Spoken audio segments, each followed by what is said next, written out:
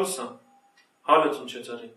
امیدوارم هر کجا که هستین خوب و خوش سلامت باشین. مصطفی هستم از گروه سمور در خدمتتون و امروز میخوایم در رابطه با عطری صحبت بکنیم که عطر خیلی معروف و پرطرفداری هست.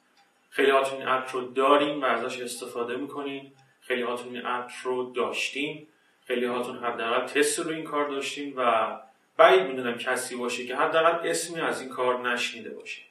یکی از پرفروشترین و معروفترین کارهای برند هرمس به نام ترد هرمس نسخه ادی تویلت. تو این ویدیو میخوایم در رابطه با رایحه‌اش صحبت بکنیم، در رابطه با این صحبت بکنیم که چرا این عطر اینقدر پرفروش و پرطرفدار هست و بعداً طی یه ویدیو جداگانه برای اینکه ویدیو خیلی خسته کننده و طولانی نشه میخوایم یه مقایسه بین نسخه تویلت و پارفوم داشته باشیم که کنار هم قرار بدیم ایشونو و ببینیم چه تفاوت‌ها و چه شباهت‌هایی داره.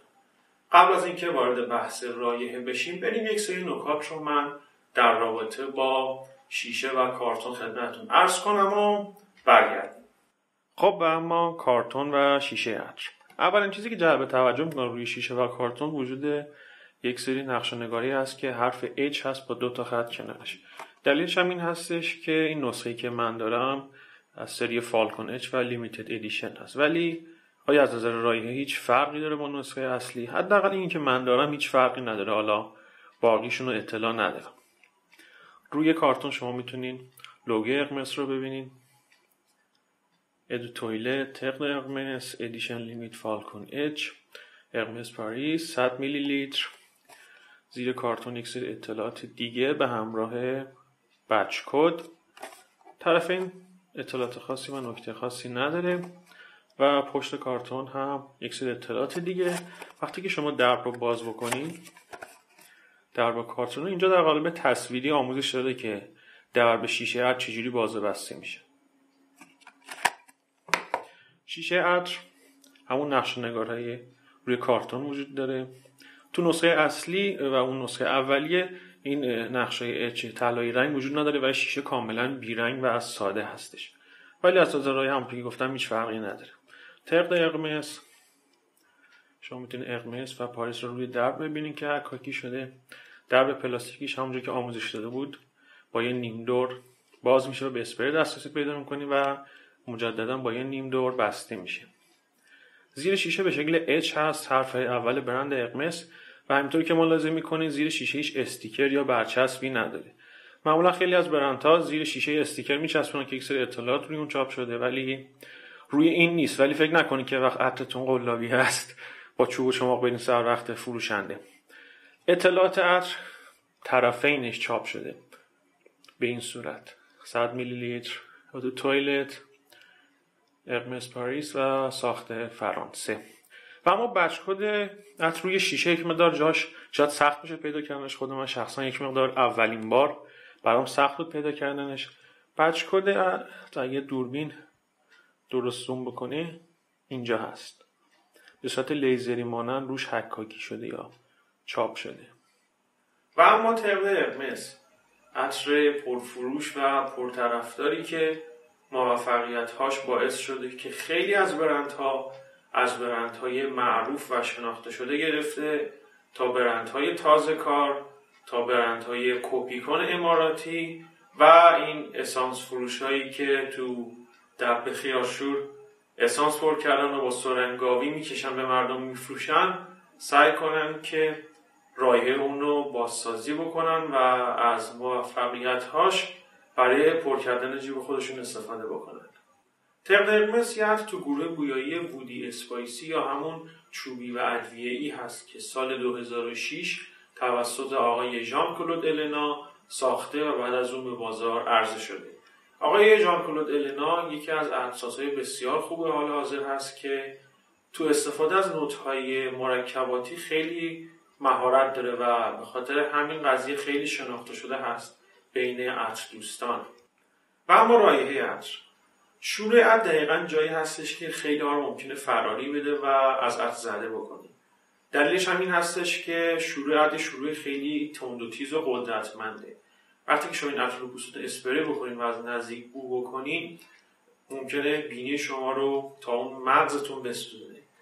یه تصور خیلی اشتباهی بین مردم وجود داره و اونم این هستش که وقتی که عطر اسپری میکنن و بو میکنن بینیشون شروع میکنه به سوختن، فکر میکنن این به خاطر الکل هست.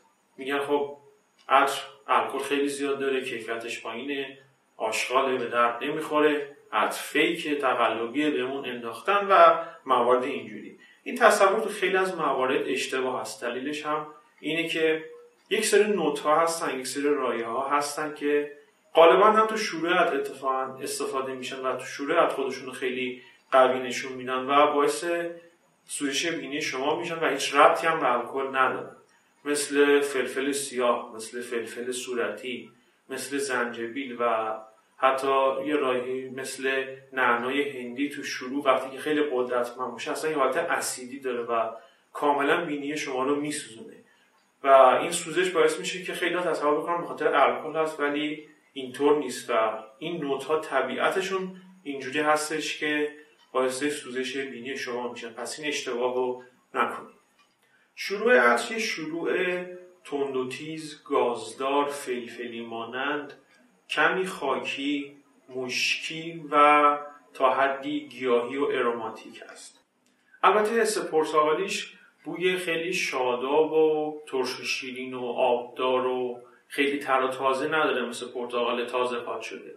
بیشتر اون تلخی و زهر پوستش رو شما میتونید استشمام بکنید. ما بچه که بودیم مرض داشتیم، وقتی که پرتقال پوست میکندیم، حالا با دوستا بودیم یا با بچهای فامیل همسن و سال خودمون، وقتی میدیم طرف حواسش نیست پوست پرتقال میگرفتیم جلو صورتش، میگفتیم فلانی، به محض که برمیگشت این پوست رو فشار میدادیم، اون عصاره پوستش پاشیده میشد تو صورت طرف، چشماش شروع میکرد به سوختن، شروع میکرد به فحش دادن و ما هم میخندیدیم. مرض داشتیم، هیچ دلیل منطقی واقعا انجام این کار نداره. شما میتونید تست بکنین، البته نه اینکه پوست رو بگیرین جلو صورت کسی دیگه. شما میتونین پوست پرتقال همین الان فصلش هم هست برین فشار بدین روی پوستتون و از نزدیک بو بکنید تا متوجه بشین دقیقاً دارم چی میگم. یه بوی گازدار و تلخ و کمی پرتقالی داره که طبق قرمز دقیقاً حس پرتقالی و اون حس تلخ و گازدار رو کاملا تو خودش داره نشون میده. در کنار اونا رایحه فلفل سیاه قرار داره که خب طبیعتاً یه حس فلفلی به عطر میده، به اضافه یه بوی خاکی ملایم که به خاطر رایحه گیاه خسخس هست و همینطور بوی کاملا مشخص مشک و یه تهویه گیاهی و تا حدی شاید میشه گفت سبز و کمی صابونی. رایحه عطر به صورت کلی حس خیلی کلاسیکی داره که یه پیچ و تاب مدرنی هم بهش دادم، ولی تا حد زیاد جنس رایحه کلاسیک هستش. لیست رایحه عطر که شما تو سایت ها چک بکنید میبینید که نوت‌های مختلف و رایحه‌های مختلف تو این حد استفاده شده. گریپ فروت داره، پرتقال داره، فلفل سیاه داره، گیاه خسخس داره، نعنای هندی داره و یک سری رایحه‌های دیگه. آقای النا برای حالا یا راحتی کار خودش یا هر دلیل دیگه نمیدونم اومده برای ایجاد اون حالت خاکی و گرفته و کمی چوبی و تا حدی شاید میشه گفت فلفلی از نوت آیزوئی سوپر استفاده کرده. آیزوئی سوپر بحثش خیلی طولانی و گسترده است، نمیشه تو این ویدیو توضیح داد، ولی در این حد بدونید که آیزوئی سوپر یه نوت آزمایشگاهی انسان ساخت و سینتتیک هستش که تو خیلی از عطرها استفاده میشه و توی این عطر یه حالت خاکی و گرفته و فلفلی و چوبی رو ایجاد میکنه. آیزوئی سوپر همونطور که گفتم تو خیلی از عطرها استفاده شده، خصوصا عطرهایی که طعم چوبی و ادویه‌ای دارن. خیلی از این برندهایی که ادعا میکنن عطرهاشون کاملا طبیعی هست و 100% از روایح طبیعی استفاده میکنن، خیلی هاشون تا دلتون بخواد آیزوئی سوپر و نوت‌های سینتتیکی دیگه داخلشون دارن. پس خواهشم فریب شعارها و دروغ‌های تبلیغاتی این برندها رو نخونیم که ما 100% از نوت‌های طبیعی استفاده میکنیم. همش دروغه، باور نکنید. یک مدت زمان که میگذره جنس رایحه تغییری نداره. تقریبا میتونم بگم که در کل رایحه طبق قرمز یه رایحه خطی هست و تغییرات خیلی کمی میکنه. تو قسمت میانی و پایه اون حس فلفلی و تند و تیز کمی آروم میشه، عطر یک مقدار خاکی تر میشه، یک مقدار صابونی تر میشه و مشک از اون حالتی کلاسیکش که یک مقدار مدرن‌تر میشه، گرمتر میشه و کمی شیرین میشه. و حالا میرسیم سر این قضیه که چرا ترد قرمز اینقدر معروف و پرطرفدار شد و اینقدر فروشش زیاده. راستش دلایل مختلفی تو این زمینه دخیل هستن. یکی از دلایلش جنس رایحه‌اش هستش که علیرغم اینکه تا حدی میشه گفت خاص و متفاوته، نوع رایحه‌اش خیلی عامه پسند و دوست داشتنی هست. یعنی اون حالت تلخ و چوبی و خاکی و فلفلیش خیلی خوب با اون تهبوی مرکباتی و شاداب و مشکی و کمی شیرینش ترکیب شده و یه رایحه خیلی بالانس و عامه پسند رو به وجود آورده. یکی از دلایل موفقیت دیگه‌اش به نظر من تطبیق پذیری خیلی خوب رایحه‌اش با شرایط و فصل‌های مختلف است. البته تو تابستون ممکنه یه مقدار سنگین باشه، حالا بهتره که تو تابستون تعداد اسپریتون رو به مراتب کمتر کنید، ولی در هر حال شما خیلی راحت میتونید ازش به صورت 4 فصل استفاده بکنید. میتونید تو شرایط‌ها و موقعیت‌های مختلفی ازش استفاده بکنید. میخوایم برید یک مهمونی، یک مجلس رسمی، میتونید راحت ترد قرمز بزنین و برین. میخوایم برین خرید بکنین، ترد قرمز. میخوایم برین پیاده روی، میخوایم برین خیابون متر بکنین، ترد قرمز. با لباس رسمی و کت شلوار میخوایم برین، ترد قرمز. با جین و تیشرت میخوایم برین، ترد قرمز. در کل میتونید تو همه موقعیت‌ها ازش استفاده بکنین بدون اینکه حس بکنین این رایحه با این لباس با این شرایط مطابقت نداره. به قول انگلیسی زبان‌ها سوئیس آرمی نایف هست، یعنی همیشه و همه جا میتونه همراهتون باشه و کارتون رو راه بندازه. یکی دیگه از دلایل موفقیت این عطر بازخوردهای خوب زیادی هست که غالبا این عطر برای شما داره.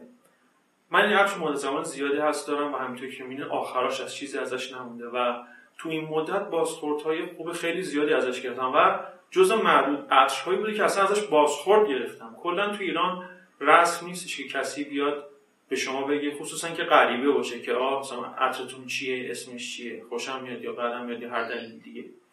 ولی جالب اینه که این عطر بازخورده خیلی زیادی برای من داشته و نکته جالبتر اینجاستش که اکثر این بازخوردهای مثبت از جانب جنس مخالف بوده. جالب شد نه؟